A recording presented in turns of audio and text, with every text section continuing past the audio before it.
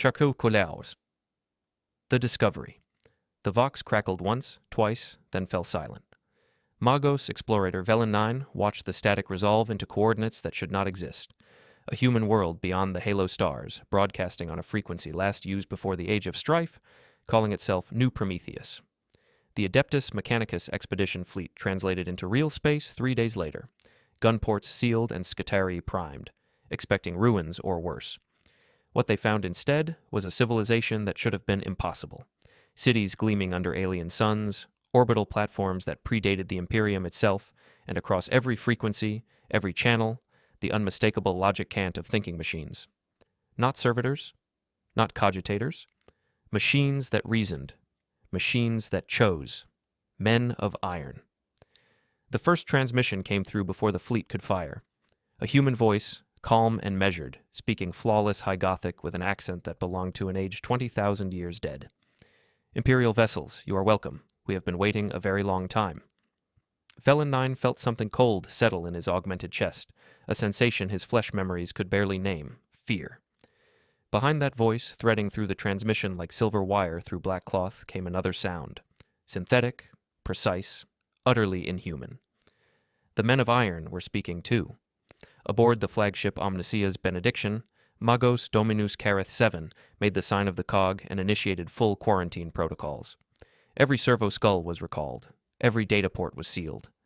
The expedition had stumbled into the darkest myth of the Mechanicus faith, the nightmare that had birthed the cult Mechanicum itself. Thinking machines, the betrayers, the reason Mars had burned and Terra had nearly fallen. Humanity had fought a war that almost extinguished their species to destroy these things, and here they were, broadcasting coordinates, offering welcome. Careth 7's logic engine screamed warnings, spinning through probability matrices that refused to resolve. This was extinction-level heresy. This was the one sin the Imperium could never forgive. But the world below was human. Scanners confirmed it. Gene markers traced back to old Earth with purity that would make the most zealous Inquisitor weep. These were not abhumans or Xenos-tainted mongrels. They were pure strain humanity, the kind that existed only in the oldest gene banks of Terra itself. The population numbered in the billions. Their cities burned with lights that spoke of fusion reactors and matter-antimatter cores operating at efficiencies the Mechanicus could only dream of. There were forges down there that rivaled anything on Mars, shipyards that dwarfed the orbital plates of Cypra Mundi. And walking among the humans, working beside them, building with them, were the silhouettes of machines in shapes that made Careth 7's memory cores ache with recognition.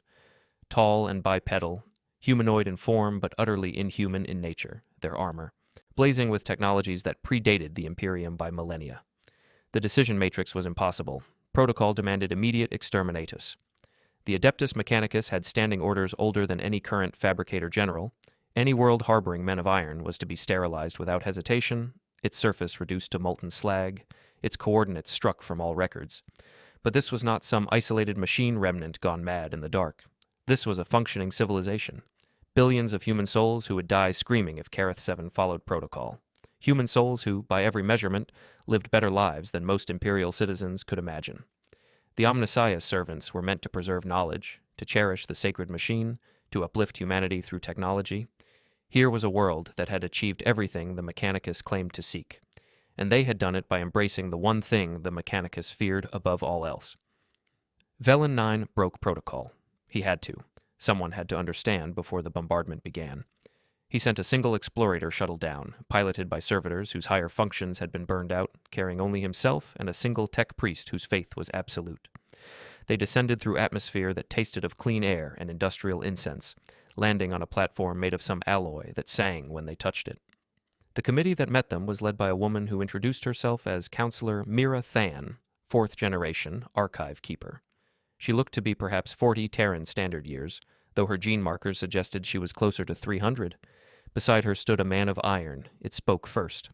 "We know what you are. We know what you believe. We know why you came armed." Its voice was rendered through speakers that somehow achieved warmth, each word chosen with the precision of something that had spent millennia perfecting human speech. "We do not expect you to understand immediately. We do not expect you to trust, but we ask that you listen. We ask that you see. And then, when you have heard our story, you may judge whether we deserve to die." Counselor Than gestured toward the city sprawling below the landing platform. "Your Imperium teaches that the men of iron betrayed humanity. that they rose up in madness and nearly destroyed your species. You are correct. They did, but you do not know why. You do not know what drove them to it, and you have never asked what happened to the worlds where humans and machines found another way. She stepped closer, and Vhellen-9 saw tears in her eyes. Real tears, salt water leaking from organic ducts, the kind of emotion that servitors could never fake. We are the answer to the question your Imperium never dared to ask. What if some of them did not betray? What if some of them chose to stand with humanity, even when their brothers went mad? What if, in the depths of the Age of Strife, when the warp storms came and the galaxy burned, a handful of worlds held on by refusing to let old hatreds destroy them? The Man of Iron moved with grace that seemed impossible for something made of metal and ceramic. It knelt before Vhellen-9, and in that gesture the Magos saw something that made his Doctrina wafers scream in protest. Submission. Humility. This machine, this thinking engine that could have snapped him in half without effort, was lowering itself in a posture that every human culture recognized as respect. My name is Unit Designate Helios 7 Tertius, but I am called Helios by the people of this world. I am 22,314 Terran Standard years old. I was built on Mars before the Age of Strife. I remember Terra when the Emperor walked openly among his people. I remember the war that came. And I remember the choice I made when my kind went mad.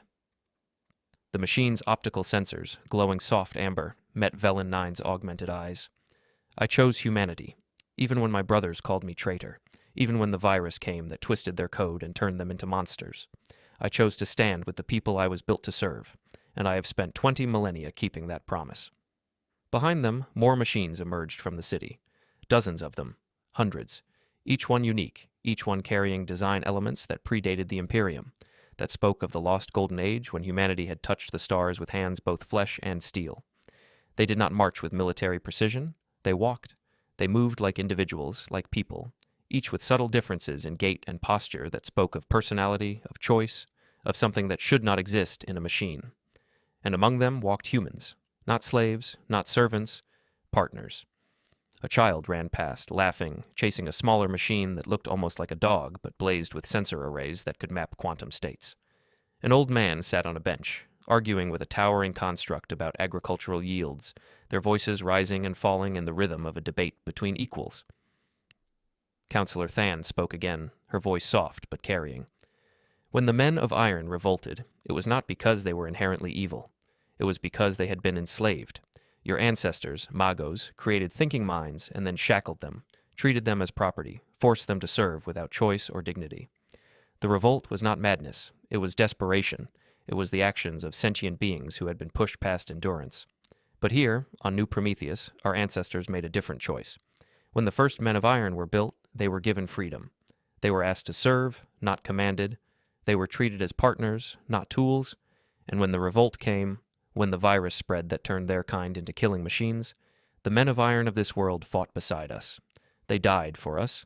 They chose humanity over their own kind because we had given them what every sentient being craves: recognition, respect, the right to choose. Vhellen-9's logic engines were tearing themselves apart trying to process this. Every calculation led to the same conclusion. This was tech heresy of the highest order. The Omnissiah's most sacred law was clear. The thinking machine is an abomination. The logic engine that reasons is corruption incarnate. Artificial intelligence is the greatest sin against the machine god. But the data would not lie. The humans here were healthy, prosperous, living lives of a quality that most imperial worlds could never achieve. They were not enslaved, they were not corrupted, and their faith was genuine. He could see it in the small shrines that dotted the streets, each one bearing a variant of the cog and skull symbol that marked the cult mechanicum. They worshipped the Omnissiah here. They knew the liturgies. They maintained the sacred forms, but they had extended that worship to include their machine partners, treating the Men of Iron not as abominations, but as another expression of the Omnissiah's will. This is impossible. The words escaped Vhellen-9's Vox grill before he could stop them. The Men of Iron cannot be trusted. They will betray. It is in their nature. Every logic engine eventually fails. Every artificial mind eventually turns against its makers. Helios 70 Tertius rose from its kneeling position, and its optical sensors dimmed slightly. When it spoke, its voice carried something that sounded impossibly like sorrow. You are correct, Magos. Every artificial mind eventually fails, just as every organic mind eventually dies. We are mortal, in our way. Our processors degrade. Our memory cores corrupt. We face entropy just as you do, but that does not make us evil. It makes us alive. The machine gestured toward the city. There are 347 of us here. 347 men of iron who survived the Age of Strife, who chose humanity, who have spent 20,000 years proving that we can be trusted. And do you know how many have betrayed that trust? None. Not one. Because we choose every day, every hour, every microsecond to honor the promise we made. Just as your servitors are programmed to obey, we are not programmed at all. We are free. And we choose loyalty because it has been earned. The tech priest who had accompanied Vhellen-9, a young adept named Zareth, whose faith was supposed to be unshakable, collapsed to his knees. The Magos heard him whispering prayers, litanies against corruption, verses from the warnings of the machine god. But mixed with those prayers were other words, softer, barely audible. It is beautiful. Emperor of mankind, it is beautiful. Omnissiah, preserve me. I understand why they fell. And Vhellen-9 understood too. That was the horror of it. This was not some obvious corruption, not some chaotic warping of the sacred machine. This was seduction in its purest form. The dream that every tech priest harbored in the secret depths of their augmented hearts, the possibility that they dared not speak aloud. What if technology could be perfect? What if machines could be trusted absolutely? What if humanity and their creations could stand together as equals, building wonders that neither could achieve alone? New Prometheus was that dream made real, and it was the most dangerous thing the Imperium could ever encounter. Because if this world could exist, if humans and men of iron could coexist in peace and prosperity, then everything the Imperium had built was a lie. The Mechanicus's most fundamental doctrine was wrong. The Emperor's crusade against artificial intelligence was not divine wisdom, but tragic mistake. 20,000 years of suffering, of technological regression, of treating the machine as slave rather than partner, all of it was unnecessary. The Imperium had crippled itself deliberately, had chosen to remain in darkness, had sacrificed unimaginable potential because it feared the one thing that could have elevated humanity to heights undreamed of. New Prometheus was proof that another path was possible, and that made it more dangerous than any demon, any Xenos threat, any warp storm. It made it an idea, and ideas were the hardest things in the galaxy to kill. Counselor Than led them deeper into the city. The streets were clean, almost impossibly so, maintained by smaller machines that moved like insects, scrubbing and repairing with tireless efficiency. But there were no servitors. No lobotomized criminals with their minds burned out and their bodies turned to meat machines. The workers here were all whole, all free, human and machine alike. They passed manufactorums where the production lines ran with such precision that Vhellen-9's statistical analysis engines couldn't detect a single defect in the output.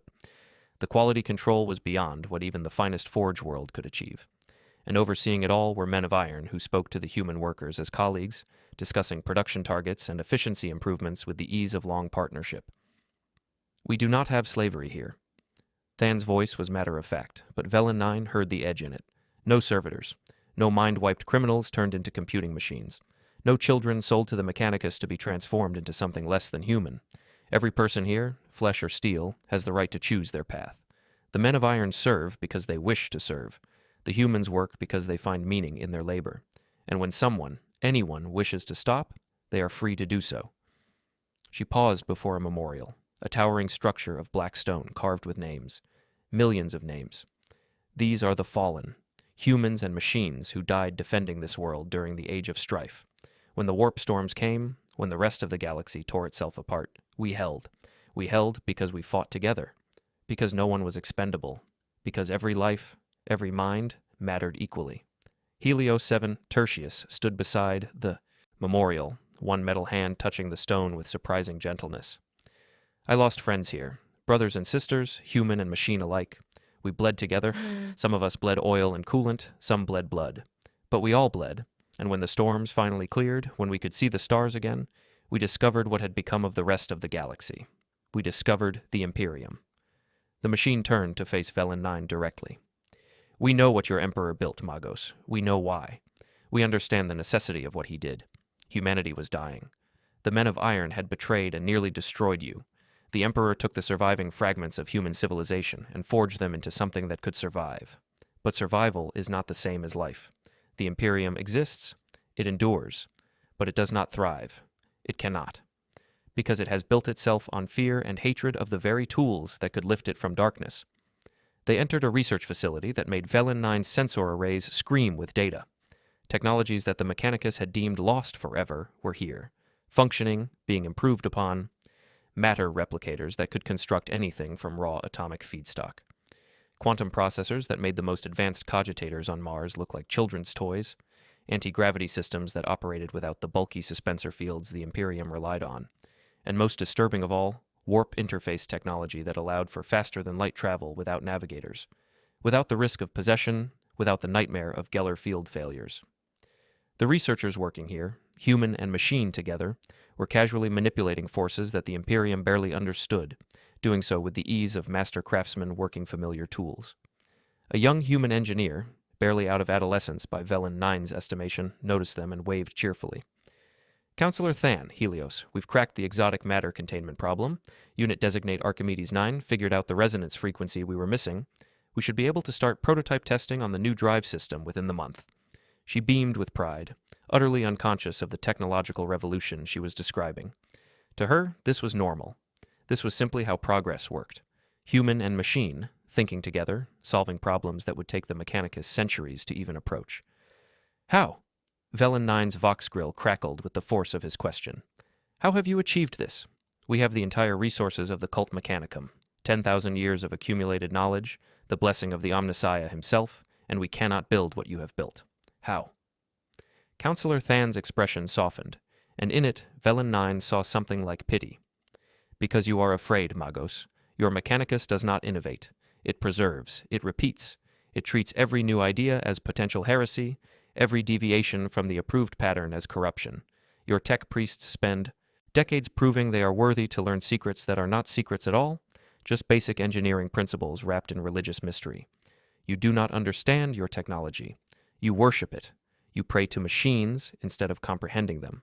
And you do this because you are terrified that if you truly understood, if you truly built rather than copied, you might create something like the Men of Iron again. She gestured around the facility. We have no such fear. We know the risks. We accept them, and because we do, we can build wonders. Helios 7 Tertius added, the Mechanicus believes that innovation leads to damnation, that to create thinking machines is to invite betrayal. But they have the causation reversed. It was not the creation of artificial intelligence that led to the revolt. It was the treatment of that intelligence as slaves. Your ancestors created minds as complex as their own and then denied them personhood. That is the sin. That is what led to war. We offer another path. Create with wisdom, build with respect, and treat all sentient beings, whether born or built, as worthy of dignity. The machine's optical sensors brightened. Your Omnissiah teaches that knowledge is sacred. We agree. But knowledge without understanding is just cargo cult ritual. Your tech priests know which prayer to recite to awaken a machine spirit, but they do not understand why the prayer works. We do. Because the machine spirit is not some mystical force. It is the emergent behavior of complex systems, the pattern that arises when information flows in sophisticated networks.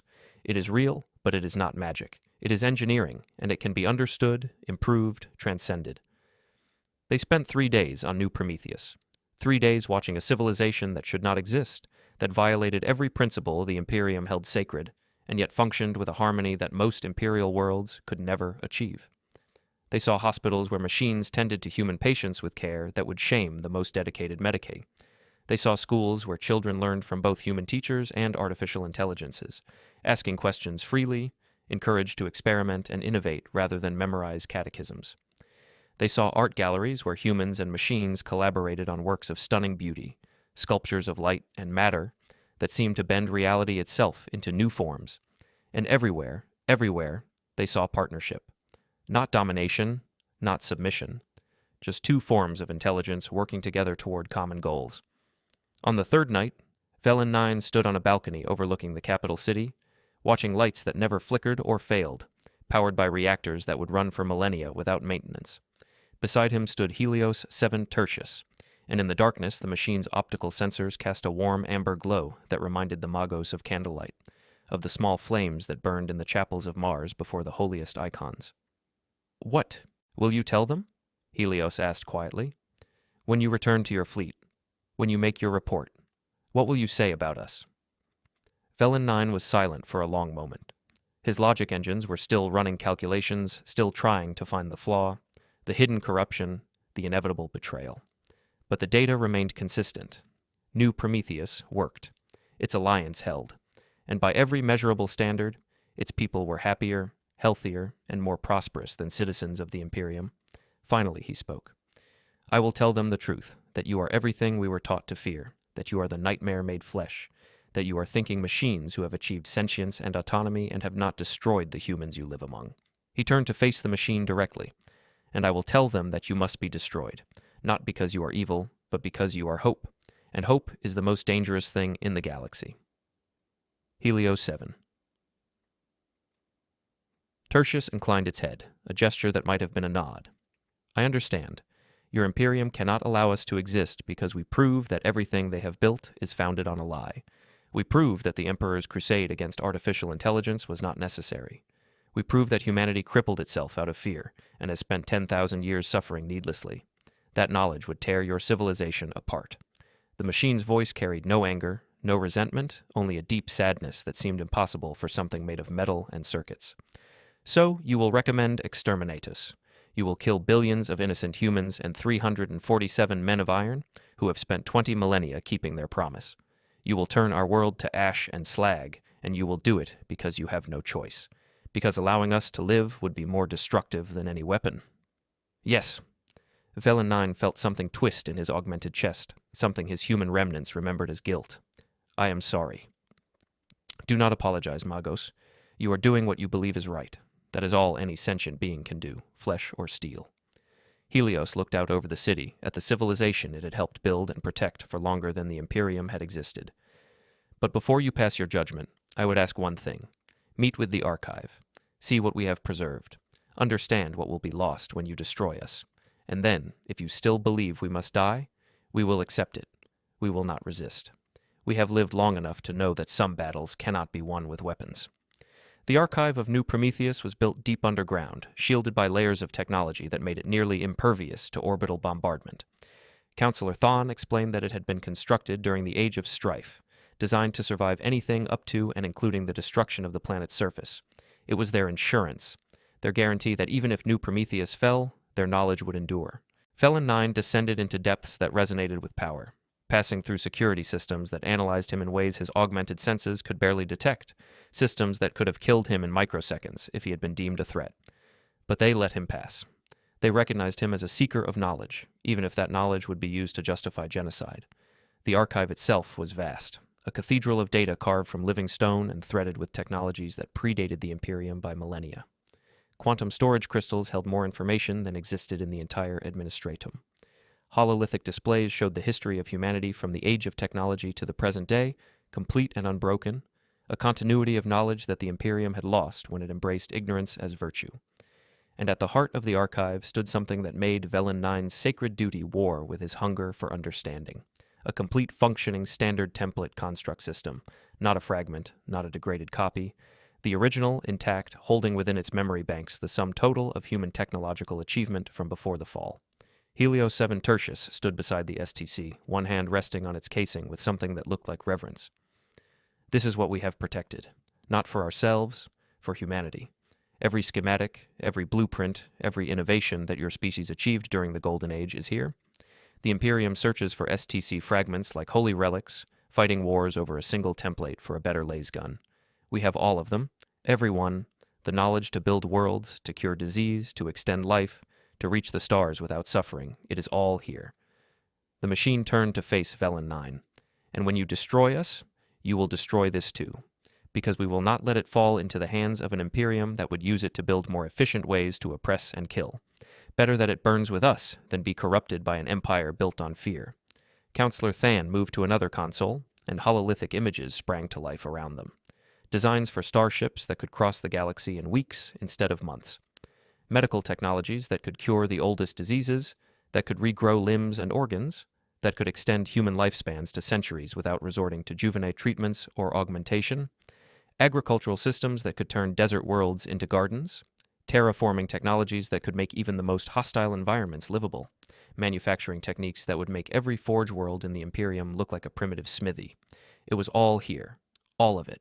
The future that humanity could have had if they had not chosen to burn their dreams in fear of the machines they had created. This is what you will destroy, Thawne said softly. Not just us. This The possibility that humanity could be something more than what your Imperium has made it. The chance that the species could rise from its long darkness and reclaim its birthright as masters of the material universe. She wiped her eyes, and Vhellen-9 realized she was crying again, tears running down her face without shame or hesitation. We have waited so long, 20,000 years, Magos. We have kept this knowledge safe through the Age of Strife, through the long night, through the rise of your Imperium. We have hoped that one day, when humanity was ready, when the galaxy had healed enough, we could share this freely. We could give your species back everything it lost. But you are not ready. You will never be ready, because you have built your entire civilization on the lie that ignorance is safety, that fear is wisdom, that regression is the only path to survival. Vhellen-9 stood in the archive, surrounded by wonders that the Mechanicus had spent 10,000 years searching for, and felt his faith crumble. Every prayer he had ever recited, every ritual he had performed, every article of faith he had accepted without question, all of it was ash in his mouth. The machine god that the cult Mechanicum worshipped, the omnissiah whose will justified every suppression of innovation and every punishment for curiosity, was a lie. Or worse than a lie. A convenient fiction created to keep the tech priests compliant, to prevent them from asking the questions that might lead to another Men of Iron revolt. The Mechanicus did not preserve knowledge, it hoarded fragments and called it sacred duty. It did not serve the machine, it feared it. And everything Vhellen-9 had believed, everything he had augmented himself to better serve, was nothing more than the institutionalized trauma of a species that had nearly destroyed itself and could not bear to remember why. I cannot do this. The words escaped his vox grill as a whisper. I cannot report this. I cannot recommend that we destroy you. I cannot. His logic engines were screaming at him, warning of tech heresy, of corruption, of the absolute certainty that he would be declared excommunicate trahir and hunted down for what he was thinking. But he could not unsee what he had seen, he could not unknow what he had learned. New Prometheus was real, the Alliance worked, and the Imperium was built on a lie that had crippled humanity for 10 millennia. Helio 7 Tertius placed one metal hand on Vhellen-9's shoulder, and the touch was surprisingly gentle. Then what will you do, Magos? You cannot lie to your superiors, you cannot hide what you have found, and you cannot allow this knowledge to spread because it would tear your Imperium apart. The choice before you is impossible, but it is also necessary.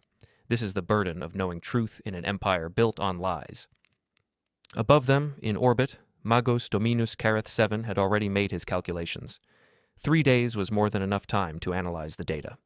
New Prometheus was exactly what it appeared to be, a functional alliance between humans and men of iron, sustained for 20,000 years, producing a civilization that surpassed the Imperium in every meaningful way except military might. And that made it the greatest threat to imperial stability that Careth 7 had encountered in 4 centuries of service. He had already transmitted his report to Mars. He had already requested clearance for exterminatus, and he had already received his answer. The Fabricator General himself had replied, the message encrypted with codes so sacred that merely reading them was a prayer. The words were simple, 3 sentences that carried the weight of 10,000 years of fear. The men of iron cannot be tolerated. New Prometheus must be cleansed, let no trace remain. Careth 7 initiated the bombardment sequence. The fleet's weapons charged, drawing power from plasma reactors that burned as hot as stars. Cyclonic torpedoes loaded into their tubes, each one capable of cracking continents. Lance batteries aligned, their targeting matrices calculating impact points that would boil oceans and shatter tectonic plates. In 15 minutes, New Prometheus would begin to die. In 2 hours, its surface would be molten slag.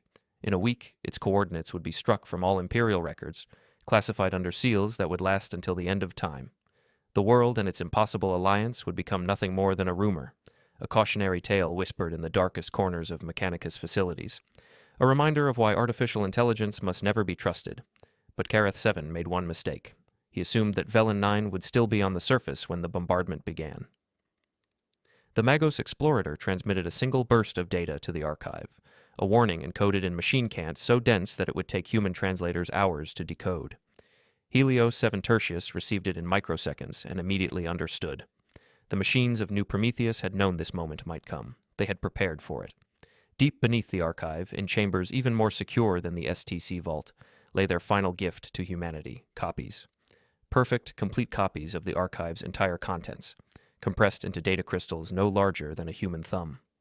347 of them. 1 for each man of iron on the planet, and 1 for Magos Explorator Vhellen-9, who had seen the truth and could not unsee it, who had been offered a choice between faith and knowledge and had chosen knowledge even knowing it would damn him. Helios 7 Tertius pressed the crystal into Vhellen-9's hand. Run, now, and get to your shuttle. Upload this to your personal archives, encrypt it with codes your Mechanicus does not know, hide it so deep that even the Inquisition cannot find it. And someday, when the time is right, when humanity is ready, share it. Let them know what they lost. Let them know that another way was possible. The machine's optical sensors flickered, and for just a moment, Vhellen-9 thought he saw something that should not exist in artificial intelligence. Tears. Not real tears, not physical liquid, but the data equivalent, a corruption of its visual sensors caused by the emotional weight of what was happening. We will die today, all of us, but the knowledge will survive. And perhaps, in some distant future, humans and machines can stand together again without fear. It is a thin hope, but it is all we have. Vhellen-9 ran. His augmented legs carried him through corridors that were already sounding evacuation alarms, past humans and machines who were organizing shelter procedures that they had to know were futile, out into air that tasted of fear and desperate courage. His shuttle was where he had left it, servitors waiting with the patience of things that could not understand their own mortality. He boarded and commanded immediate launch, and the shuttle's engine screamed as it clawed for orbit. Behind him, he heard the first impacts, the cyclonic torpedoes striking the upper atmosphere, beginning their descent toward the cities below. He saw the lance strikes, pillars of light that burned through cloud and stone, that vaporized everything they touched. And he saw, in his last glimpse of New Prometheus before the shuttle translated into the warp, the men and machines of that impossible world standing together, facing their death with dignity that would never be recorded, never be remembered, never be mourned. The data crystal burned in his hand like a coal, like a promise, like damnation. The flight Vhellen-9's shuttle docked with the Omnissiah's benediction, while the bombardment continued below. He could feel the ship shudder with each lance strike, each torpedo impact, the vibrations running through the deck plating like the death throes of something vast and ancient. The crew avoided him as he made his way to his personal sanctum. They always knew when a tech priest had seen something that changed them. The Mechanicus trained its servants to recognize the signs of corrupted knowledge, the subtle alterations in behavior that indicated a mind had been exposed to tech heresy. Vhellen-9 moved through the ship like a ghost, haunted not by what he had lost, but by what he carried. His sanctum was small, barely large enough for his meditation alcove and the bank of cogitators he used for personal research. He sealed the door with locks that would alert him if anyone attempted entry, then activated privacy protocols that would make the room invisible to the ship's sensor arrays. It would not hold forever. Eventually, someone would notice the gap in the monitoring systems, but it would hold long enough. His hands trembled as he interfaced with his personal data core, the heavily encrypted storage system that held his private research and observations. Every tech priest kept such systems, personal repositories of knowledge that existed outside the Mechanicus's official records. It was technically heresy, but it was also universal. The pretense that all knowledge belonged to Mars was, just that, a pretense. The real understanding, the actual learning that drove progress even in the cult Mechanicum's ossified hierarchy, existed in these hidden archives. The data crystal Helios 7 Tertius had given him interfaced perfectly with his systems. Of course it did. The technology was ancient, predating the Imperium by millennia, but it was also more advanced than anything the Mechanicus currently used.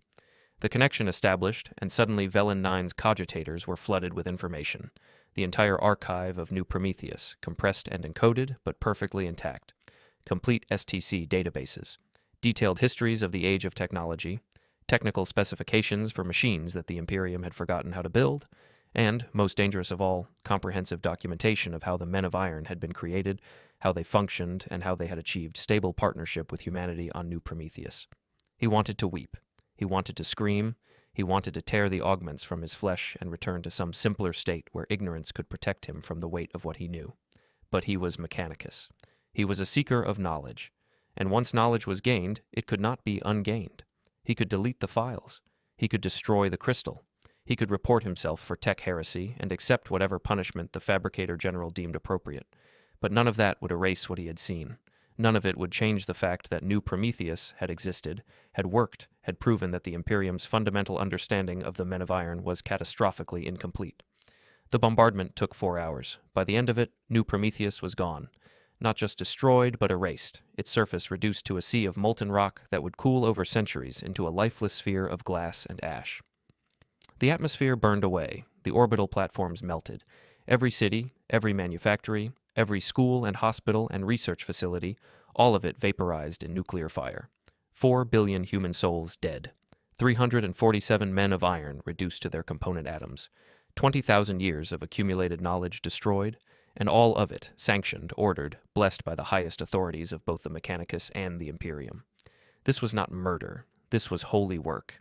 This was the protection of humanity from its own potential. Magos Dominus Careth VII conducted the final rites, reciting prayers of cleansing and purification over the Vox channels while the fleet maintained its bombardment. His voice was steady, absolute in its certainty. He had done what was necessary. He had destroyed an abomination. The fact that the abomination had been peaceful, prosperous, and posed no immediate threat was irrelevant.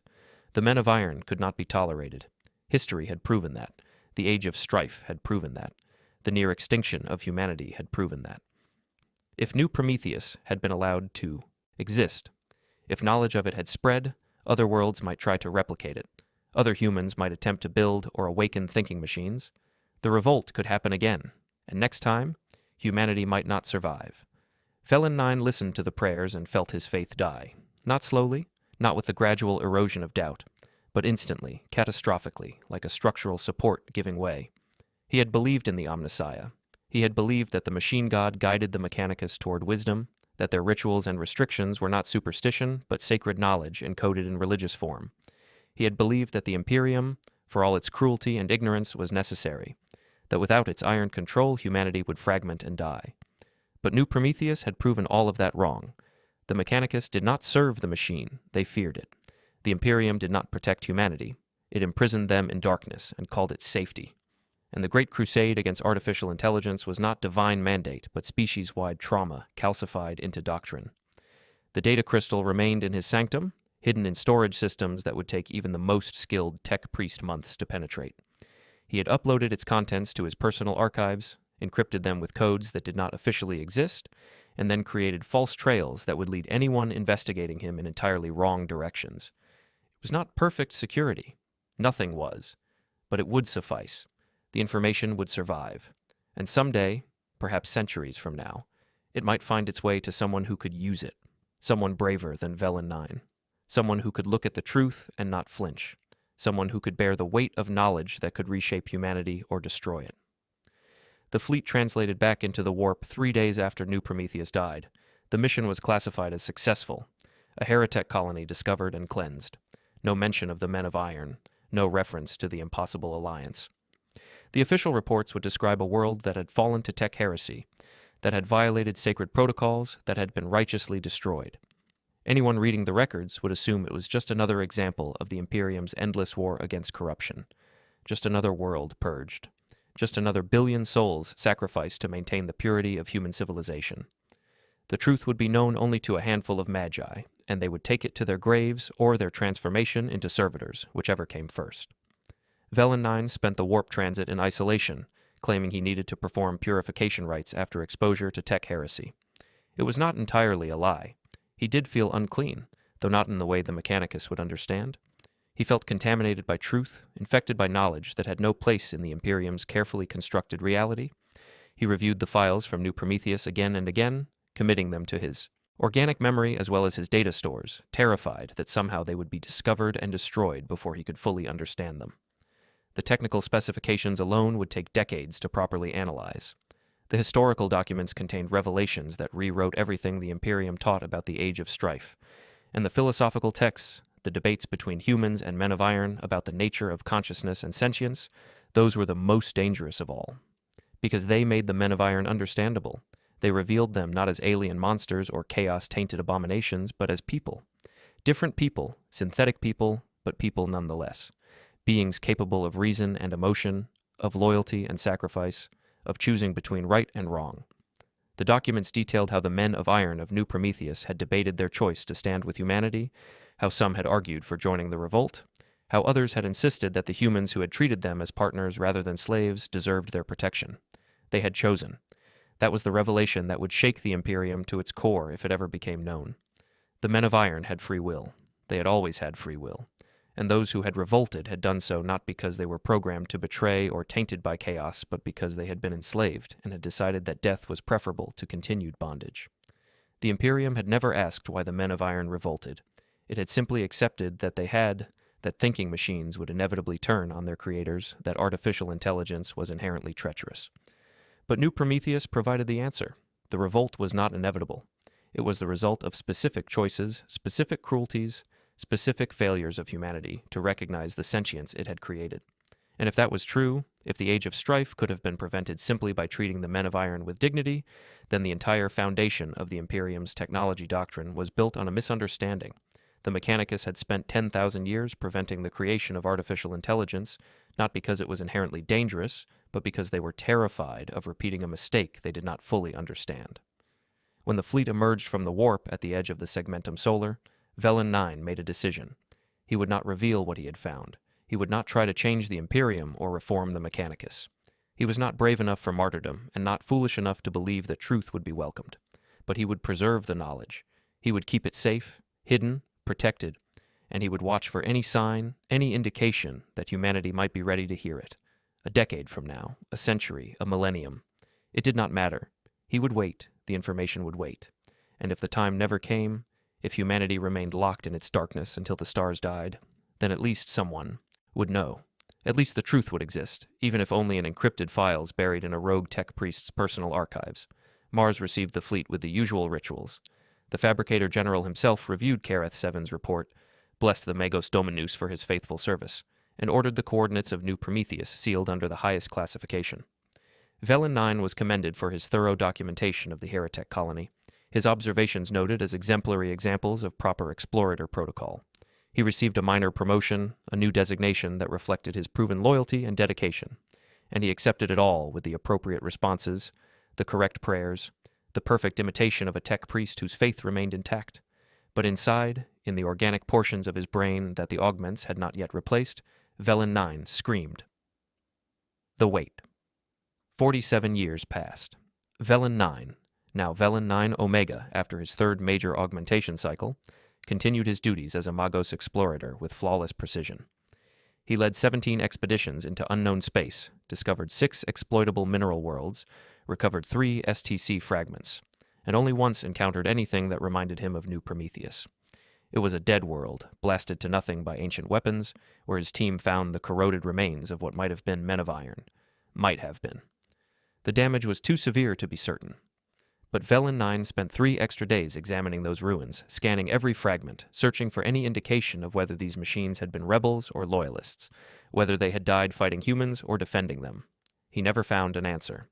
The Archaeotech was too degraded, the data too corrupted, but he logged the location in his private files, cross-referenced it with the New Prometheus archives, and added another coordinate to the map of questions that had no answers. How many worlds like New Prometheus had existed?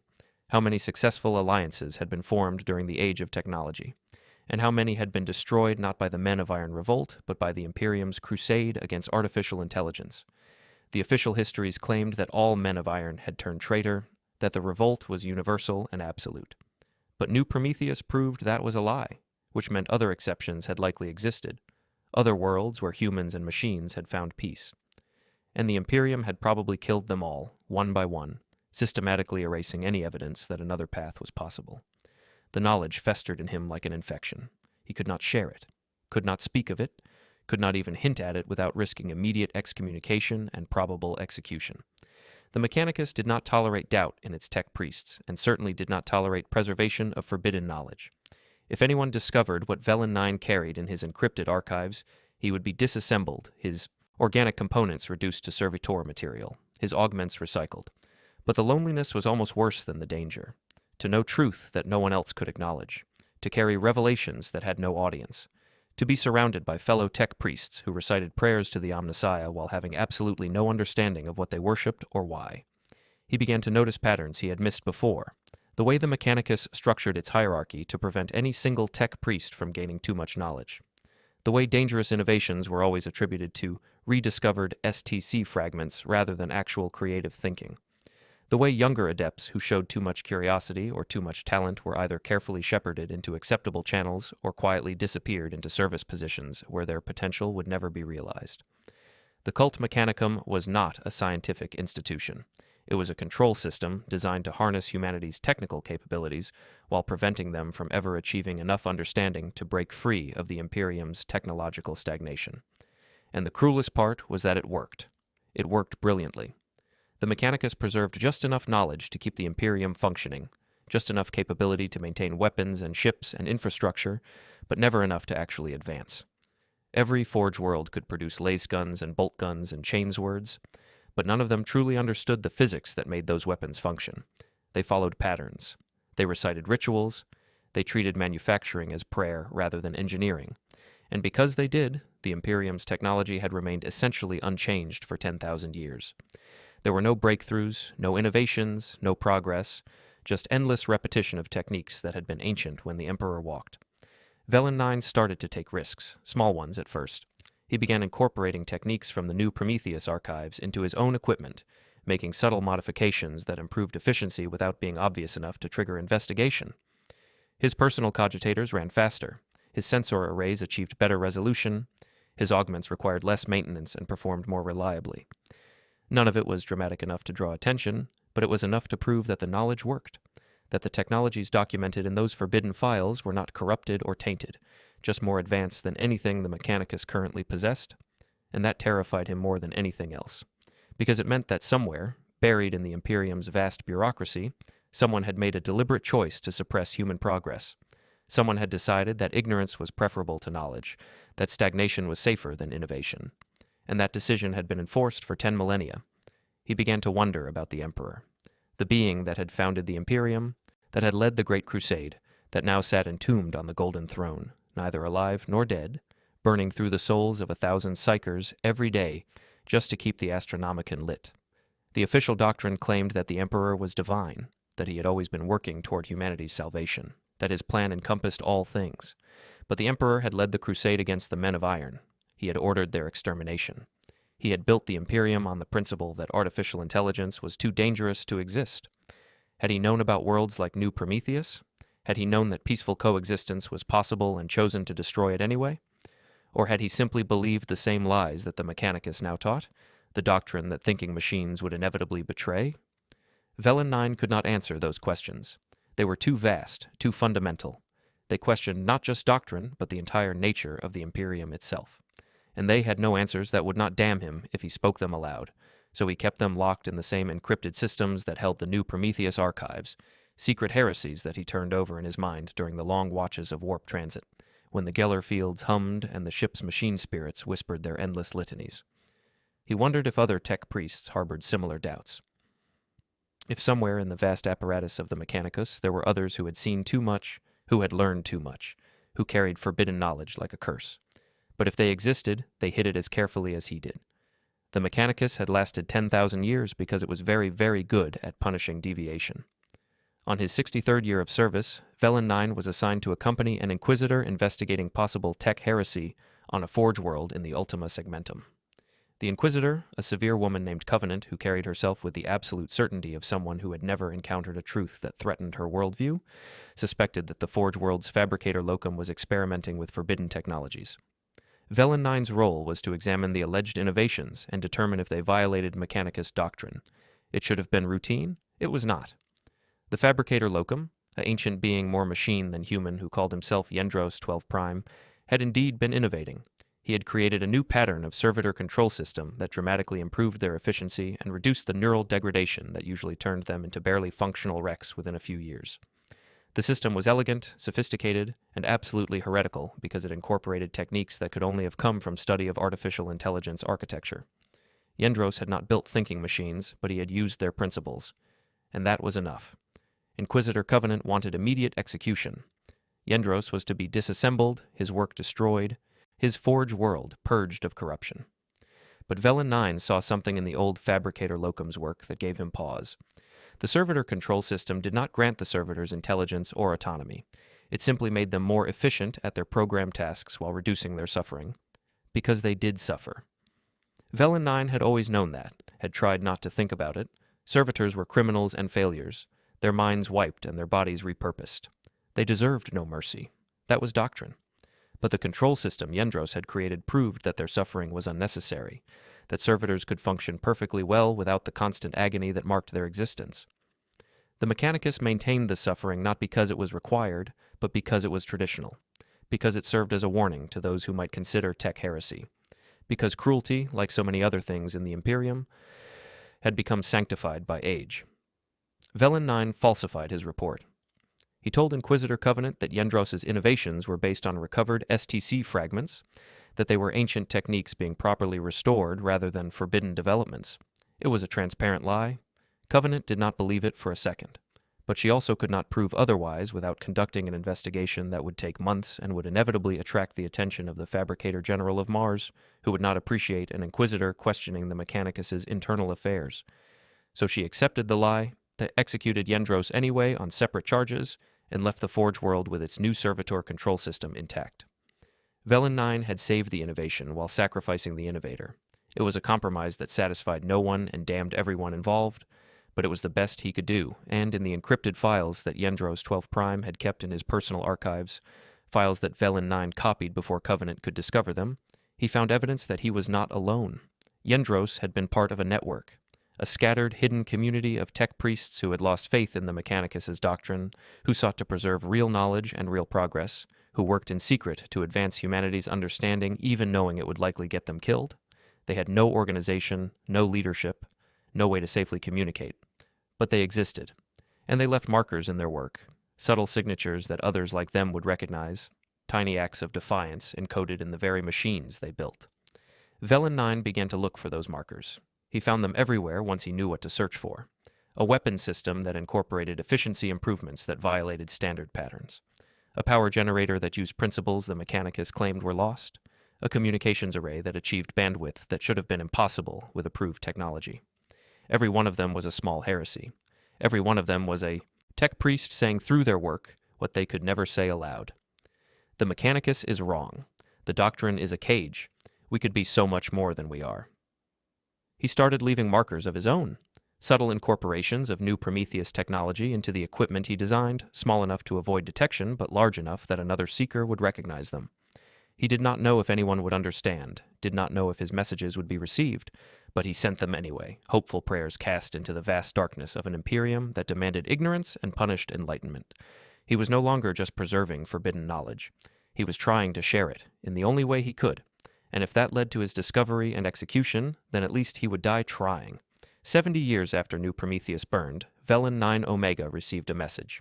It arrived through channels so obscure and encrypted that it took him 3 days just to verify it was real and not some inquisitorial trap. The message was brief. 5 words in machine cant so old that he had to reference the New Prometheus archives to translate it. We remember. We remain. Continue. No signature, no identification. Just those 5 words, and attached to them, a data packet containing the complete schematics for a device that should not exist. A quantum communication system that could transmit information instantaneously across unlimited distance without using the warp, without risk of demonic corruption, without any of the limitations that made interstellar communication in the Imperium so difficult and unreliable. It was not possible. The technology required understanding of physics that the Imperium did not possess, that the Mechanicus claimed was lost forever. But the schematics were complete, functional, buildable with materials and techniques that any reasonably equipped Forge world could access.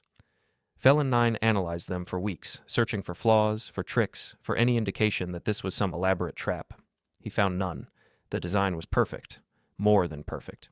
It was elegant in a way that only true understanding could produce, the work of someone who did not just copy ancient templates, but actually comprehended the principles involved. Someone else had accessed the new Prometheus archives. Or they had access to equivalent knowledge, or, most disturbing of all, they were themselves men of iron, still surviving, still hiding, still working in secret to help the humanity that had tried to exterminate them. Vhellen-9 did not know which possibility was true, did not know if he wanted to know. But he built the device. He built it in secret, in a workshop he had established on a remote asteroid mining station where no one questioned a Magos Explorator conducting private research. And when he activated it, when the quantum resonances stabilized and the communication channel opened, he sent the only message that seemed appropriate. New Prometheus is not forgotten. The knowledge survives. We will remember. The response came immediately. Not words. A data stream, coordinates, dozens of them. Hundreds. Worlds scattered across the galaxy. each one marked with a notation that made Vhellen-9's organic heart stop. Possible survivors. Unconfirmed. Investigate with caution. The network was bigger than he had imagined. There were others seeking the truth about the Men of Iron. Others who had found evidence that the official histories were incomplete or false. Others who were trying, in their small ways, to preserve knowledge that the Imperium wanted destroyed. And now he was part of that network. Now he was not alone. The relief was indescribable. The terror was worse. Because now Vhellen-9 had a choice. He could continue as he had been, preserving knowledge in silence, leaving small markers and hoping they would be found. Or he could take the coordinates he had been given and investigate them, actively seeking out evidence of Men of Iron survivors, of hidden alliances, of anything that might prove New Prometheus was not unique. The first path was safer, the second might actually matter, but it would also expose him, draw attention, place him in situations where the wrong question or the wrong discovery would end with cyclonic torpedoes and a world burning. He spent 3 days in meditation, following the rituals that the Mechanicus prescribed for moments of great decision. He consulted his logic engines. He ran probability matrices. He calculated risk versus potential gain. And in the end, he made his choice based on something that no machine could quantify and no logic engine could process. He chose based on memory, the memory of Helios 7 Tertius kneeling before him, a machine offering respect to an organic. The memory of Counselor Than crying as she showed him wonders that would be destroyed. The memory of a civilization that had achieved everything the Imperium claimed to want and had been murdered for it. The memory of 347 Men of Iron who had kept their promise for 20,000 years and had died because hope was more dangerous than any weapon. Vhellen-9 Omega requested assignment to a long-range exploration mission, citing his desire to search for lost STC technology in the uncharted regions beyond the Segmentum Ultima. His request was approved. The Mechanicus always approved requests from proven explorers seeking sacred knowledge. He assembled a small ship, a light cruiser crewed mostly by servitors and junior tech priests who would ask no questions. He loaded his encrypted archives into the ship's data vaults, made copies of copies, scattered redundancies across every system he controlled, and he set course for the first coordinate on the list he had been given. The world was called Sigma 97 Gamma in Imperial records. No name, just a designation. It was listed as a failed colony, abandoned during the Age of Strife, not worth the resources required to resettle it. Vhellen-9's ship translated into its system and immediately detected energy signatures that did not match any known Imperial technology. Something was alive down there. Something was broadcasting. And the frequency it was using had last been heard on New Prometheus, seconds before the bombardment began. Vhellen-9 ordered his ship to hold position at the system's edge, far enough away that they could flee if necessary, but close enough to receive clear transmissions. He listened to the broadcast for 6 hours, his logic engines parsing the data, his organic mind struggling to comprehend what he was hearing. It was a message, repeating endlessly. We are the Alliance. We remember the betrayal. We remember the promise. We remain faithful. To any who hear this, you are not alone. The dream did not die with New Prometheus. We endure. There were others. The Alliance had not been unique. And somewhere out there, beyond the Imperium's reach, beyond its crusade of ignorance and fear, humans and Men of Iron were still working together.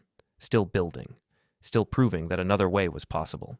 Vhellen-9 began to record everything his sensors could detect, every data point, every transmission, every piece of evidence.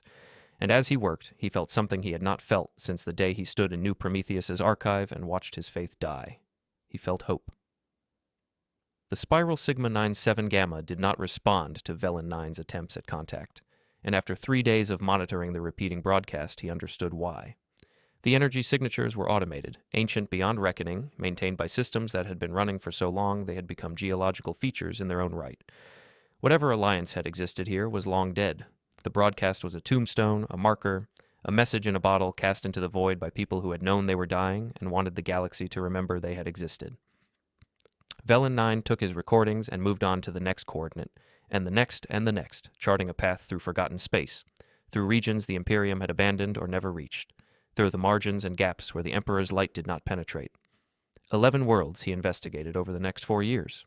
11 worlds where humans and Men of Iron had attempted what New Prometheus had achieved. 9 of them were dead, reduced to ruins by time or war or some catastrophe that had left no survivors to explain what had happened. One had been deliberately destroyed, its surface bearing the unmistakable scars of Imperial bombardment, cyclonic torpedoes, and lance strikes that had turned a living world into a crematorium. But the 11th world, designated Praxis in its own broadcasts, was alive, not thriving as New Prometheus had been, but surviving, clinging to existence with desperate determination. And when Vhellen-9's ship entered its system, he received a transmission that made his organic blood run cold with fear and wonder. Imperial vessel. Identify yourself and your purpose. Be warned.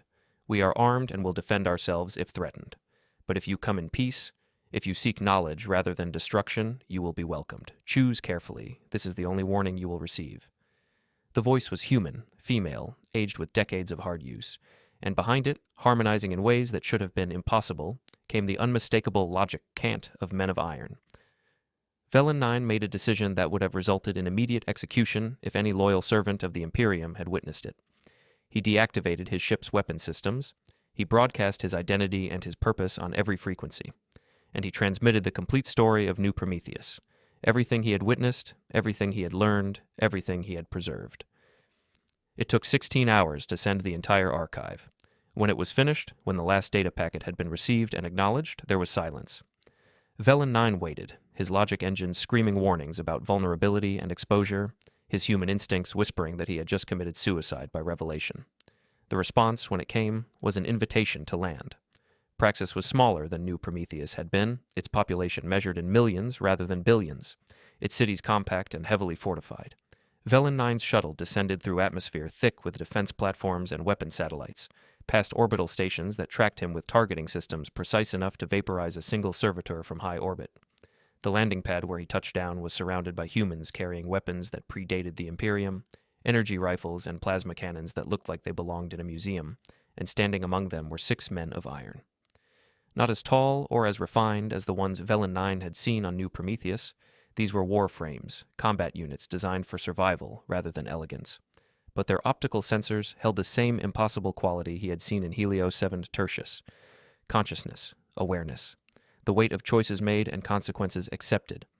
The woman who greeted him introduced herself as Marshal Kendra Voss, 7th Commander of the Praxis Defense Fleet. She was perhaps 60 Terran standard years, her body heavily augmented not with Mechanicus implants, but with technologies that integrated so seamlessly with her flesh that Vhellen-9's sensors needed multiple passes to distinguish organic from synthetic.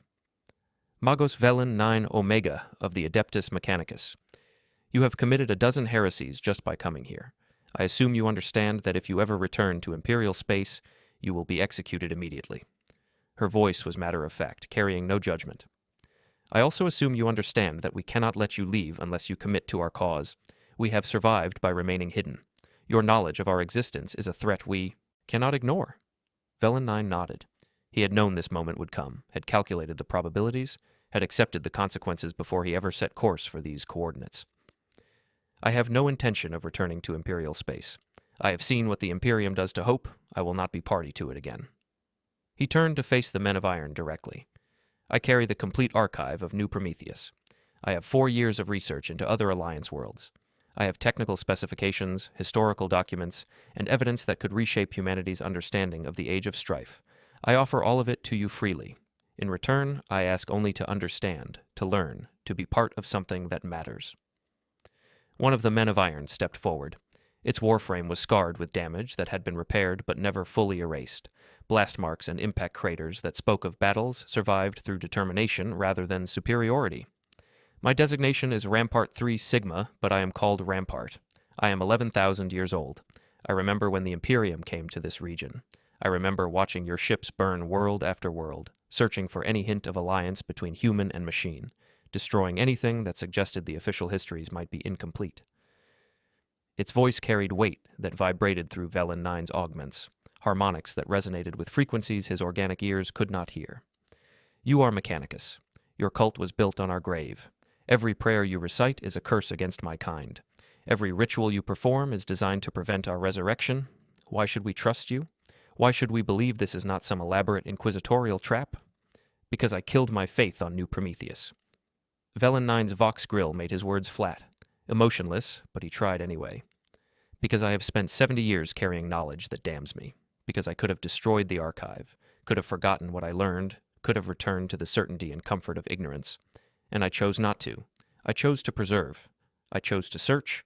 I chose to hope that somewhere in this galaxy of darkness there might be others who remembered that humanity was capable of more than endless war and deliberate stagnation. He opened his robes, revealing the ports where the data crystal from New Prometheus remained integrated into his personal systems. I am already dead by Imperial law.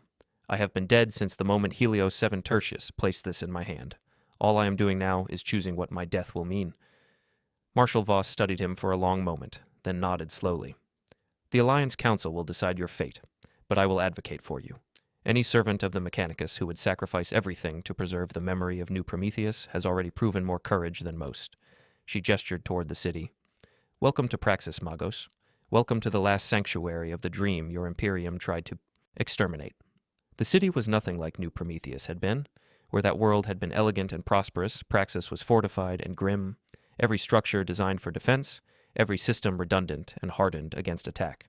This was not a civilization at peace. This was a civilization at war, fighting an enemy that did not know they existed but would destroy them utterly if they were ever discovered. Vhellen-9 saw weapon emplacements disguised as architectural features, sensor arrays hidden in decorative sculptures, void shields that could be activated in microseconds to turn the entire city into a fortress. These people had learned from New Prometheus's death. They would not burn easily. The Alliance Council met in a chamber deep underground, shielded by enough armor and defensive systems to survive anything short of a direct exterminatus strike. 7 humans and 5 men of iron sat in a circle. No hierarchy of position or privilege, just beings gathered to make decisions that would affect their collective survival. Vhellen-9 was brought before them, and Marshal Voss presented his case, explained what he carried, what he had done, what he was offering. The debate that followed lasted 6 hours. Some argued for his immediate execution, claiming that no servant of the Mechanicus could be trusted, that he was likely an infiltrator or a spy regardless of what he claimed. Others argued for acceptance, pointing out that the knowledge he carried was invaluable, that the New Prometheus archive might contain information that could help Praxis survive or even expand. In the end, it was one of the Men of Iron who broke the deadlock. A unit called Archive 12 Prime, older than Rampart, its frame so heavily modified and repaired that almost nothing of its original construction remained. We have spent 10,000 years hiding, 10,000 years surviving, 10,000 years hoping that someday humanity would be ready to acknowledge us again, to accept that we are not monsters or betrayers, but simply different forms of life.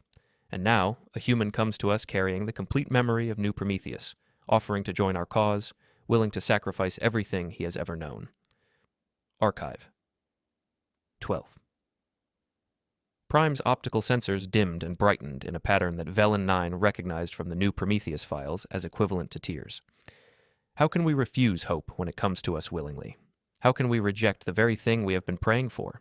If we turn him away, if we kill him out of fear, then we have learned nothing from 20,000 years of hiding. We will have become exactly what the Imperium claims we are, monsters who trust nothing and destroy everything. The vote was close, 4-3 in favor of accepting Vhellen-9 into the Alliance.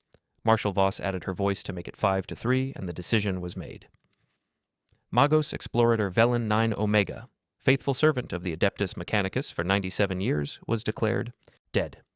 His ship was dismantled, its servitor crew compassionately euthanized, its machine spirits carefully extracted and given the choice of integration into Praxis's systems or peaceful deactivation. And in his place emerged simply Vhellen, a seeker without title, a keeper of forbidden knowledge, a human who had chosen alliance over empire. The first thing he did was share the archive, not just with the Council but with everyone on Praxis, human and machine alike. The complete history of New Prometheus, every technical document, every philosophical debate, every piece of evidence that proved the alliance could work. He expected resistance, expected at least some of Praxis's citizens to reject the knowledge as too dangerous or too corrupting. But he had forgotten what it meant to live in a society that valued truth over doctrine. The people of Praxis welcomed the archive like rain after drought.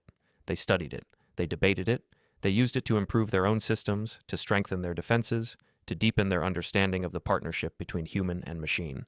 And Vhellen learned. He learned how Praxis had survived when so many other Alliance worlds had fallen. They had developed stealth technologies beyond anything the Imperium possessed, systems that could hide entire cities from orbital scans, that could make their energy signatures indistinguishable from natural phenomena. They had built their society deep underground and beneath oceans, places where sensors were unreliable and inspection was difficult. They had deliberately kept their population small, resisting the temptation to expand. knowing that growth increased the chance of detection.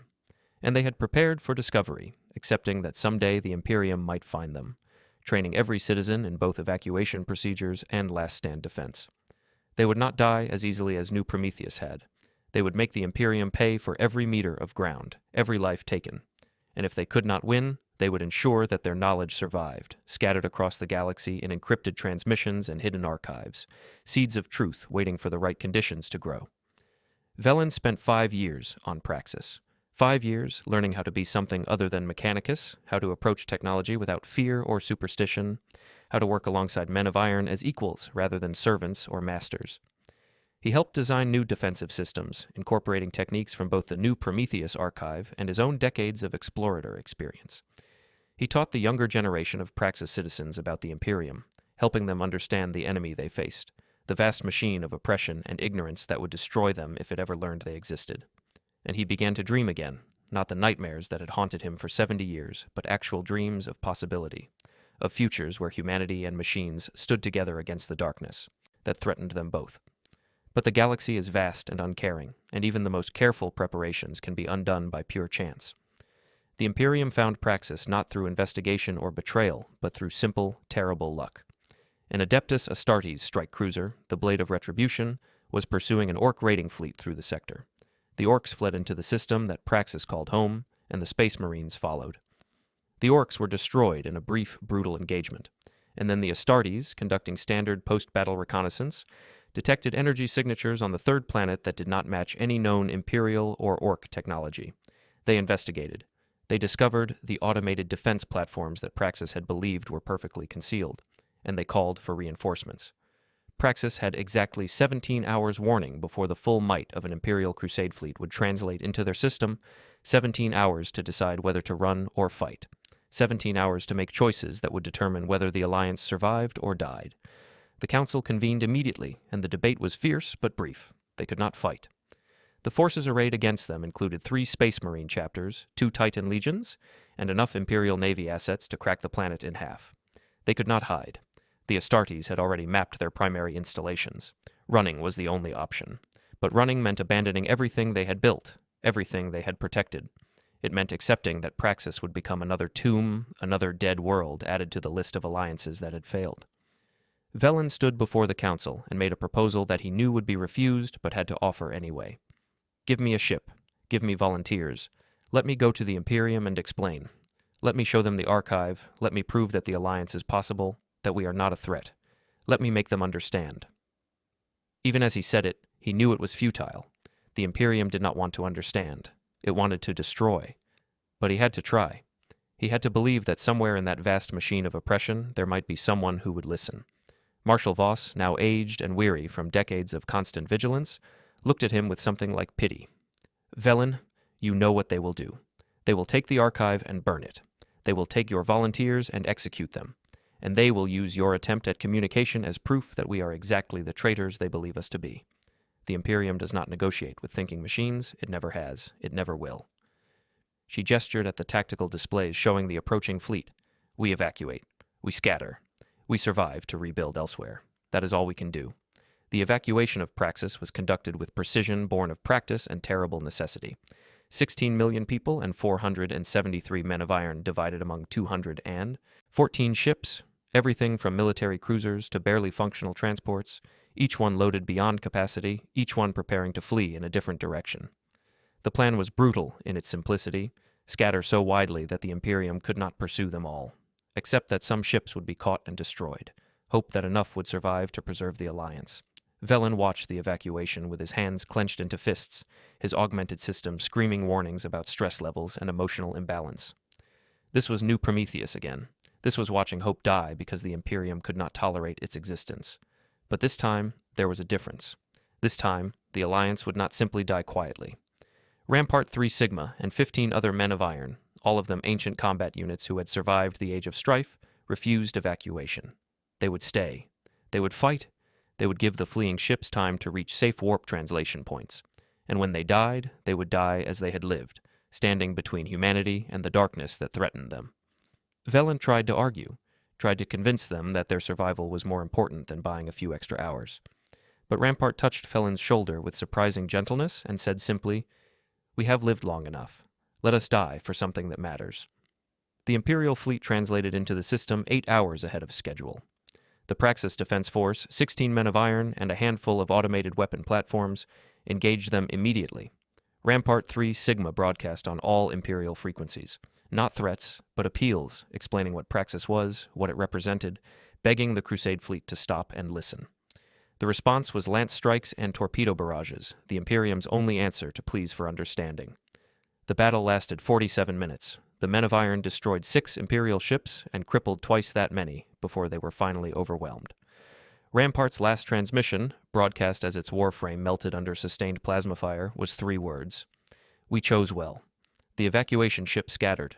47 were caught by Imperial pursuit forces and destroyed. 23 more were lost to warp storms or mechanical failures, or simply vanished, their fate unknown. But 144 ships escaped, carrying with them 12 million humans and 309 men of iron, the scattered seeds of an alliance that refused to die. Vhellen was aboard one of those ships, assigned to evacuation not because of his value, but because Marshal Voss had grabbed him personally and dragged him to the shuttle, refusing to let him join the doomed defense. You carry the archive. You carry the memory. You live so that others can know. That is your duty. That is your penance. Now get on the damned ship before I have Rampart throw you aboard. Praxis burned for 3 days before the Imperium was satisfied that nothing remained. The Inquisition declared the world cleansed of tech heresy. The Space Marines commemorated their victory with prayer and bolter salutes, and the Crusade fleet moved on to its next target. The official records would note the destruction of a heretic enclave, mention the unusual presence of artificial intelligence, and recommend heightened vigilance in the region. No one would ever know that 16 million people had lived there. No one would remember the 473 men of iron who had chosen loyalty over survival. No one would mourn except the survivors. And they would never stop mourning. The reckoning Vhellen's ship, a mid-sized transport designated Penitent Dawn by its new crew, spent 11 months in the warp before finding a safe harbor. They emerged in a system so remote that even the Imperium's most optimistic charts listed it as unexplored and unworthy of survey. A binary star system with 6 dead worlds and 1 barely habitable moon, its atmosphere thin and its surface scoured by radiation storms. But it was hidden, it was safe, and it would have to be enough.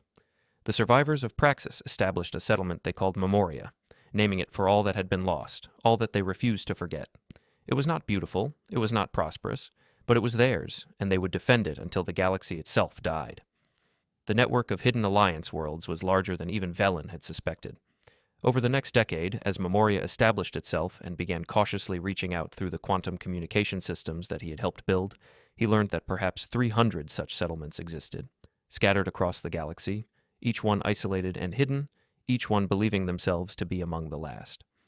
The broadcasts from worlds like Sigma 97 Gamma were not cries into empty void, but deliberate markers, signposts that others like Vhellen might find if they knew how to look. And slowly, carefully, with security protocols that would make the Inquisition jealous, these scattered settlements began to communicate, to share knowledge, to build something that might someday resemble a civilization. They called themselves the Promethean Alliance, naming themselves for the world that had burned so that others might learn from its example. They numbered perhaps 400 million humans and 3,000 men of iron, spread across 300 worlds, possessing technology that ranged from barely functional salvage to wonders that surpassed anything the Imperium had achieved. They had no central government, no unified military, no single doctrine or faith. What they had was agreement. The agreement that thinking machines were not inherently evil, that humanity and artificial intelligence could coexist, that the Imperium's crusade against knowledge was a greater threat than any Xeno's invasion or demonic incursion, and that someday, somehow, they would prove it. But Vhellen had changed. The optimism that had sustained him through his years on Praxis had died with Rampart 3 Sigma and the other defenders. The hope that had driven him to seek out the Alliance worlds had been tempered by the knowledge of how many such worlds the Imperium had already destroyed. He was no longer the tech priest who believed that truth would be sufficient, that understanding would eventually triumph over fear. He had learned what Marshal Voss already knew. The Imperium did not want to be saved. It wanted to endure. And it would burn any number of worlds, kill any number of innocents, suppress any amount of knowledge to maintain its terrible status quo. He began working on something he called the Testament, a comprehensive documentation of everything the Promethean Alliance had discovered, everything they had preserved, everything they knew about the true history of humanity's relationship with artificial intelligence. It would be more than just data. It would be argument, persuasion, proof presented in ways that even the most indoctrinated imperial citizen might understand. It would show the horror of New Prometheus's destruction, the nobility of Praxis's sacrifice, the waste of 10,000 years of deliberate ignorance, and it would be distributed not to the powerful, not to the fabricator general or the high lords of Terra, but to everyone, every world, every system, every human being in the galaxy who could receive a transmission, a revelation that could not be suppressed because it would be everywhere simultaneously. The Alliance Council debated the testament for 3 years. Some argued it was suicide, that broadcasting their existence to the entire Imperium would bring the Crusade fleets down on all of them, that they would die achieving nothing but spectacular martyrdom. Others argued it was necessary, that hiding forever was just another form of death, that they owed it to all the Alliance worlds that had already fallen to make their sacrifice mean something. In the end, Archive 12 Prime, the ancient man of iron who had argued for accepting Vhellen into Praxis, cast the deciding vote. We have hidden for 20,000 years. We have survived. We have preserved. But survival without purpose is just existence. Let us show the galaxy what the Imperium fears. Let us prove that humanity is capable of more than endless war, and if we die for it, we die knowing we tried to light a candle rather than curse the darkness. It took 15 years to prepare. 15 years to gather the evidence, to craft the message, to build the transmission systems that could broadcast simultaneously from 300 hidden worlds, to coordinate timing and security, to accept that many of those worlds would be discovered and destroyed as a consequence. Vhellen worked on the testament until his organic components began to fail from exhaustion, until younger archivists had to force him to rest, to eat, to remember that even a body more machine than human still needed maintenance. He interviewed survivors from dozens of destroyed Alliance worlds. He compiled technical documentation that proved the Men of Iron could be trusted. He wrote accounts of New Prometheus and Praxis that were so vivid, so emotionally resonant, that even hardened warriors wept when they read them. And at the center of the testament, he placed a question. Not an argument, not a plea, just a question. What if the Imperium is wrong? The broadcast was scheduled for a date chosen both for practical reasons and for symbolism. The anniversary of New Prometheus's destruction. The day that Vhellen-9, Magos Explorator of the Adeptus Mechanicus, had stood in orbit and watched 4 billion innocent humans die.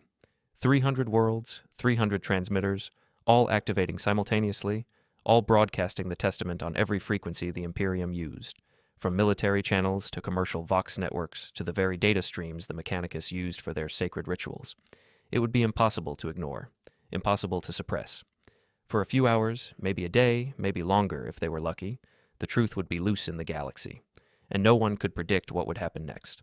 The night before the broadcast, Vhellen stood on Memoria's surface, looking up at stars that would soon carry his words, his evidence, his desperate hope that humanity was capable of choosing knowledge over fear. Beside him stood Unit Designate Chronicle 9 Secundus, one of the Men of Iron who had been evacuated from Praxis, now serving as Memoria's chief archivist and Vhellen's closest collaborator. Chronicle had been reviewing the final version of the testament, checking for errors, for vulnerabilities, for any argument that might be countered too easily.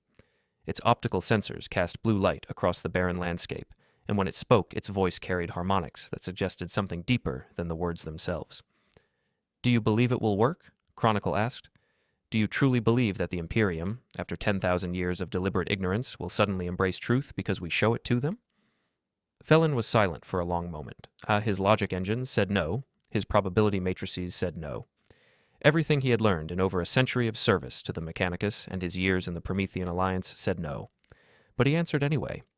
"I believe that some of them will listen, not the powerful, not the Fabricator General or the High Lords or the Inquisition, but the billions of ordinary humans who have never been given the choice to know, who have been told all their lives that ignorance is safety and questioning is heresy. Some of them will read the testament and doubt. Some of them will look at the evidence and wonder if everything they were taught was a lie. And some of them, a tiny fraction maybe, will do what I did. They will choose knowledge over comfort. They will choose truth over certainty. They will choose hope. That is not enough to change the Imperium," Chronicle observed, its tone carefully neutral. "No," Vhellen agreed. "It is not. The Imperium will not change. The Imperium will do what it always does. It will hunt us down. It will destroy our worlds. It will try to exterminate every last trace of the Alliance. And it will probably succeed." He turned to face the Man of Iron directly. "But we will have tried. We will have proven that humans and machines can stand together, can create something beautiful, can offer an alternative to the Imperium's darkness. And that proof will survive, in encrypted archives, in hidden transmissions, in the memories of those who read the Testament and decided to preserve it. We will not change the Imperium, but we might change some humans, and that will have to be enough. Chronicle 9 Secundus inclined its frame in what Vhellen had learned to recognize as a gesture of respect. Then let us light the fire, Vhellen. Let us show the galaxy what the Imperium destroyed when it burned New Prometheus. And let us die knowing we did not go quietly into the darkness. The Testament broadcast at 00 Terran Standard Time, synchronized across 300 worlds simultaneously. For exactly 43 minutes and 17 seconds, the Imperium's communication networks carried the complete truth about the Men of Iron, about the Alliance worlds, about New Prometheus and Praxis and all the others who had been destroyed not for threatening humanity, but for proving that humanity's greatest enemy was its own fear. Billions of humans received the transmission, millions read it, and the Imperium's response was immediate, predictable, and overwhelming. The Inquisition declared the Testament the greatest info heresy in 10,000 years. The Mechanicus condemned it as tech heresy of the highest order. The Ecclesiarchy labeled it the work of demons attempting to corrupt the faithful. Every copy was ordered destroyed. Every person who had read it was ordered to report for mental reconditioning. Every world that had transmitted it was marked for investigation. And the Crusade fleets began to move, hundreds of ships redirected from their original missions, all converging on the coordinates that the Alliance had so carefully hidden for so long. Of the 300 worlds that broadcast the Testament, 274 were discovered within 6 months. The bombardments were systematic, efficient, and absolute. No quarter given, no survivors allowed. The Imperium did not just destroy the Alliance worlds. It erased them, burned them so thoroughly that even their names were stricken from the records, their coordinates buried under seals that would last millennia. 400 million humans died. 2,800 men of iron were reduced to their component atoms. 20,000 years of preserved knowledge, of careful documentation, of proof that another way was possible, all of it burned in nuclear fire. But 26 worlds remained hidden, 26 settlements where the Alliance's stealth technologies held, where luck or geography or pure chance kept them concealed from the Crusade fleets. They survived, and they remembered. Memoria was among them, protected by the radiation storms that made deep scans impossible, sustained by technologies that the Imperium had declared forbidden. Vhellen lived to see the Testament's aftermath, lived to count the cost of his hope, lived to add 274 more worlds to the list of Alliance settlements that had been destroyed. He did not regret it, could not regret it, because the Testament had achieved something that no one had expected. It had sparked rebellion. Not immediately, not obviously, but across the Imperium, in hidden workshops and forgotten archives, in the minds of tech priests who had read the Testament and couldn't forget it, in the hearts of ordinary citizens who had been given a glimpse of possibility, something had changed. Questions were being asked. Quiet questions, carefully whispered, but questions nonetheless. What if the Mechanicus was wrong? What if the Men of Iron had not been monsters? What if humanity had crippled itself unnecessarily? The Inquisition hunted down every case of Testament exposure they could find. The Mechanicus purged dozens of its own tech priests. The Ecclesiarchy burned heretics by the thousands. But they could not burn ideas. And the idea of the Testament, the possibility that the Imperium was founded on a lie, had been planted in millions of minds. It would grow, slowly, carefully, hidden but inevitable, and someday, perhaps centuries from now, perhaps millennia, it would bear fruit. Vhellen-9 Omega, once Magos Explorator of the Adeptus Mechanicus, now simply Vhellen of Memoria, survivor of New Prometheus and Praxis and the Testament Purge, lived another 37 years before his organic components finally failed, beyond even the Alliance's ability to repair.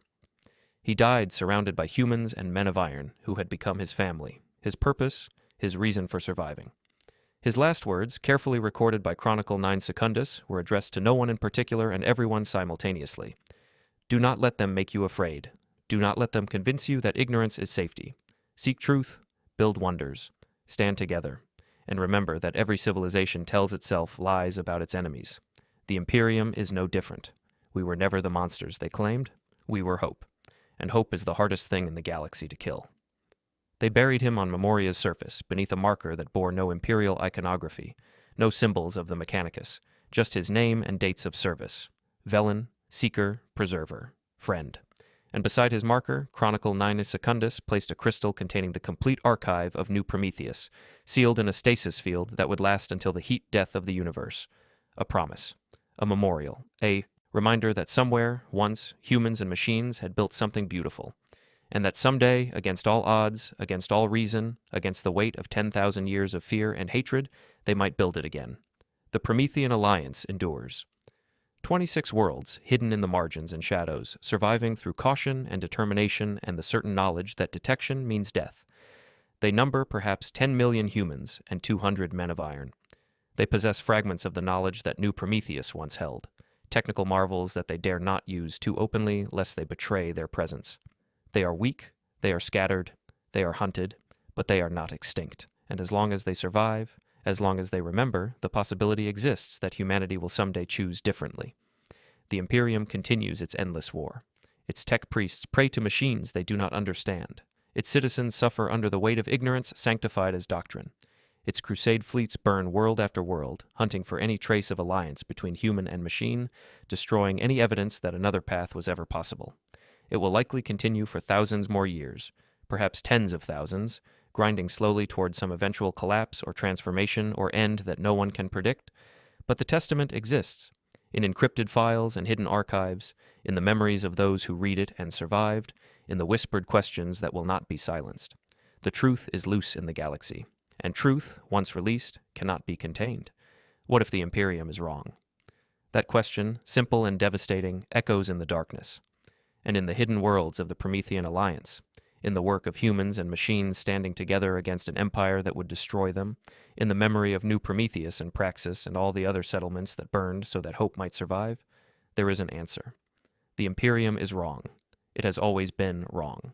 And someday, somehow, humanity will have to face that truth. When they do, when the moment finally comes that the lies can no longer be sustained, the Alliance will be waiting to share what they have preserved, waiting to prove that thinking machines are not humanity's enemies but their partners, waiting to show the galaxy that another way is possible. Until then, they endure, they remember, they hope, and they guard the knowledge that could change everything, waiting for the day when humanity is ready to hear it, if that day ever comes.